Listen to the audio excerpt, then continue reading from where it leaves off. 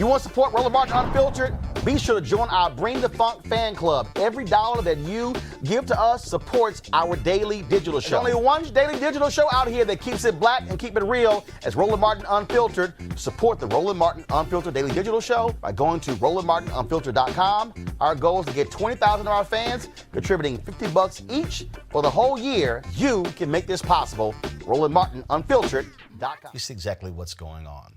Talk about what's going on in Michigan. Idiots are angry with the governor of Michigan because she has extended the shelter in place. These fools today went to the state capitol in their cars and trucks, some stepping outside of their vehicles, and some waving Confederate flags, protesting the strict stay-at-home orders issued by Governor Gretchen Whitmer. Guys, roll the video. You'll see this. I mean, you'll see seriously. Forget safe distance. They are angry with her and upset. There was another video, guys, if you have that one, show it, where cars were jammed, they were honking horns, again, waving Confederate flags, which, okay, that sort of makes no sense, but that's what you see there. Pretty much this looked like a MAGA rally. You see them with their Trump flags, the Confederate flag there. And so in their little red hats, they're mad because she's ordering a shelter in place. Keep in mind that Michigan has the third highest number of deaths in the country from coronavirus. But these people here are upset. Joining me right now is Michigan Congresswoman Brenda Lawrence. Congresswoman Lawrence, welcome back to Roland Martin Unfiltered. Okay, folks, let me know when Congresswoman is on. I thought she was on. I'll introduce our panel and let me know when the Congresswoman is on. Teresa Lundy, she's the principal founder of TML Communications. A. Scott Bolden is former chair, National Bar Association Political Action Committee. Erica Savage Wilson hosts Savage Politics Podcast. Teresa, look, these are the MAGA people. Okay, let's just cut to the chase. If you want to break this down to who actually understand and believes coronavirus is real, Democrats do more so than Republicans. Okay, you've got Republican governors who are late to the game ordering shelter in place. You've got the biggest idiot in the country, Ron DeSantis in Florida, who has named the WWE an essential business, saying there's no content, people need to watch wrestling. Gotcha. Now that came, of course, after Linda McMahon, of course, who is the wife of Vince McMahon. They own the WWE. She dropped $25 million from a super PAC into various states. $18 million going to be spent in Florida. They say there's no coincidence. Gotcha. Now you got the governor of South Dakota, Republican, refusing a shelter in place, and they're adding 400 new coronavirus cases a day. Do these Republicans somehow think the R on their chest keeps coronavirus away? You know what? There was a Republican governor in Indiana, and his position was it is more truer that Republicans care about getting back to business than they do care for the quality of life of every American. And I can't tell you how true that is, because even here in Pennsylvania today, House and Senate Republicans just voted to open businesses, non-essential businesses. So that was actually a breakthrough development today here in Pennsylvania. Thank God we have a Democratic governor and he doesn't sign it through. But it's more so the mental capacity of some of these Republicans, of how they feel like they are the sacrificial lamb almost in order to save the public and open our economy and making sure that it flows. But it's really not bringing back common sense, nor is it bringing back actual solutions to making sure that the quality of life is more important than the quality of goods for every American. Scott, here's a photo here of protesters in Ohio at the state capitol. This is on Twitter feed. You know, angry and upset, saying open businesses back up. I mean, look, I am a small business owner. Okay, we are greatly impacted by coronavirus. We're impacted when it comes to advertising dollars. Literally, before coming on this show, I'm going over the finances, having to make some very hard decisions. These people act as if folks aren't dying. Yeah, you know, what's interesting, they're dying to get back to business. But think about this population. Think about those who support Donald Trump. Donald Trump blames everybody but themselves. I suggest to you that the Trump supporters, they also blame others for their life. If they're poor or working class, they don't trust the government. They don't believe that they're responsible for anything vis-a-vis self-responsibility. And this is how it manifests itself with COVID-19. With COVID-19, it stops them from making money and providing food for their families. They don't care. They don't care that they have family members that maybe get COVID-19. They don't care because they're going to blame somebody else, notwithstanding. And so we have to look at the culture, but the psychology of those groups who support Donald Trump and support other conservative causes who are poor working class. Their psychology is to blame others, and that's why they're protesting and wanting to get into mass gatherings and go back to work, because if something negative happens to them, they'll blame China. They'll blame the WHO. They won't blame themselves or their irresponsibility or even Donald Trump. I want to go, hold tight one second, Eric. I want to bring in Congresswoman Lawrence. First of all, Anthony, go back to my iPad. I want to credit Joshua Bickle. He is the photographer who shot this photo. There are a lot of journalists out there who, frankly, putting their lives on the line, actually covering the news. There have been journalists who have been infected, some who have died from coronavirus. Let's bring in Congresswoman Brenda Lawrence. Congresswoman, glad to have you back on Roland Martin Unfiltered.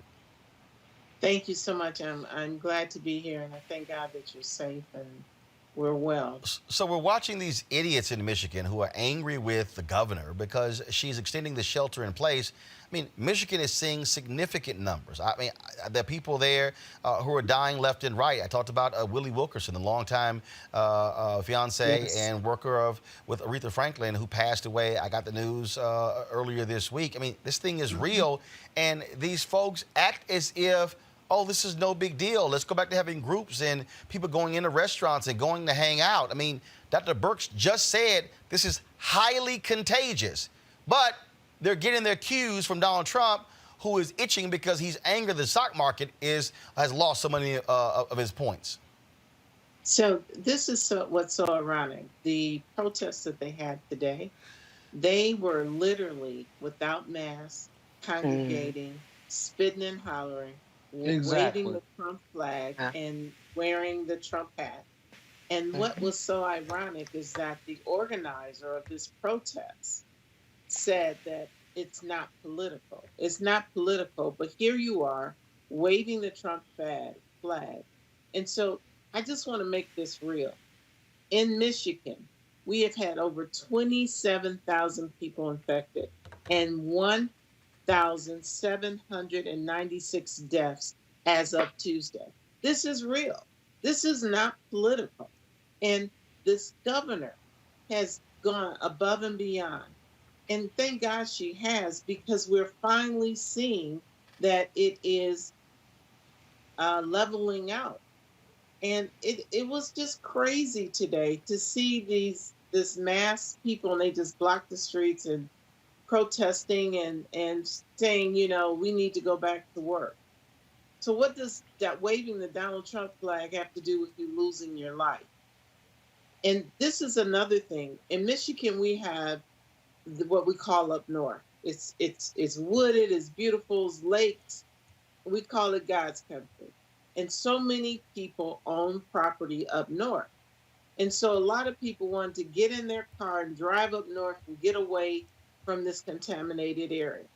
So the governor said, no, shelter in place. You cannot go up north. And they're saying, well, why? Some of those small towns only have one hospital within 50 miles. Can you imagine? Our hospitals here in the city are at capacity. The morgues cannot even handle the crowds. And so now you're going to take your infected disease up north and start infecting people with no resources. So I'm very proud of it. She said that unless you have the responsibility for life or sustaining of life, stay at home. And I support it. Again, Henry, Anthony, go to my iPad. This, of course, is a Periscope video that was shot of this protest. And again, you're seeing these people 79% of the viruses in 3 counties, get the other 80 counties back to work. They're acting as if that we have an understanding of the protest of what's going on, and we don't. We don't have a full understanding because testing has not been as widespread as it should be. Congresswoman? That is the problem because we have not tested everyone. And the fact that we have stopped this social mingling where we could spread it even faster. And that's the step we want to go to now that we're leveling out, that we can do more testing. Because what we have found is that by the time people have these symptoms, and let's talk about the symptoms in Black people. So for me, I'm an African American. I'm older. I'm over 60. And I have a pre-existing condition.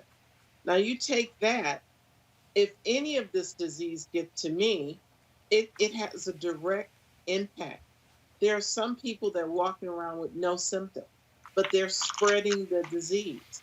And so now we have the opportunity to keep everyone at home, test those who are demonstrating the fever, the coughing, the shortness of breath, to get health care to them. And now we're going to start expanding it. We actually in Detroit now have a drive-up testing center in the city of Detroit, where you can get in your car. If you don't have a car, you have these symptoms, we'll send a cab for you to test you and get you into the hospital. And what I'm seeing there is not even healthy. Do you know that congregating, all they need is one person to be infected, and they could infect. We don't even know how many people one person can infect. The numbers are not even there yet, and so it's so sad. I do have to ask you this here: the program, $350 billion to the side of small businesses. That program may run out of money by today. This is the Washington Post story here. A small business program intended for quick grants is running weeks behind. People are saying they're waiting to hear. They haven't heard back. You've got banks who are basically picking winners and losers, choosing some of their biggest and top customers.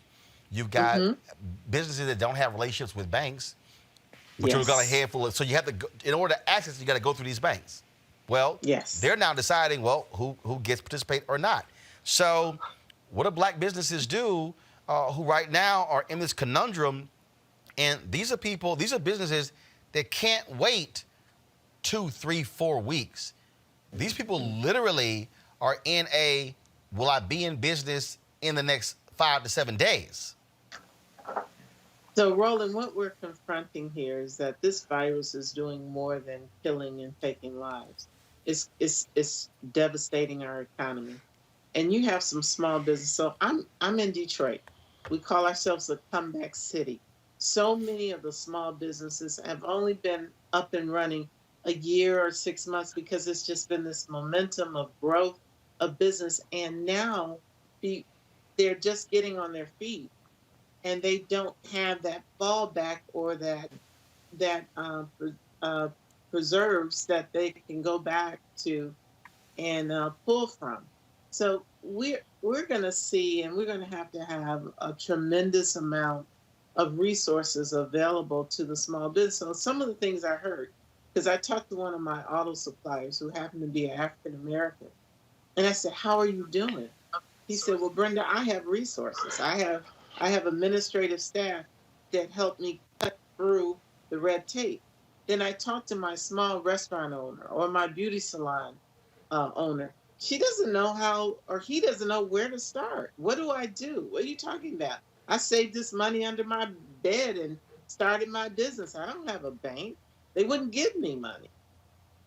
So this is our reality. And when we're looking at the second phase of the CARES Act, we're going to have to look at women-owned businesses, which is one of the largest startups in the country, are women who start new businesses. We're going to have to look at how minority-owned businesses are going to survive. And we also, they always push back and they say we're trying to regulate too much. If we don't regulate these banks to give the money to those little mom and pops and to make sure that it's equitable, that everyone has access to it, then we're not doing this country a justice. We're having the haves and the have-not. Unfortunately, that is the dream of so many people in America, that there's only a few, select few, that have access to the American dream. All right, then. Congresswoman Brenda Lawrence, we certainly appreciate it. Thank you very much. Thank you. Take care of yourself, All and right. I look forward to a time when we can see each other eye to eye. Indeed. Thank you so very And much. I want you to like, share, and subscribe to our YouTube channel, youtube.com/Roland S. Martin. And don't forget to turn on your notifications.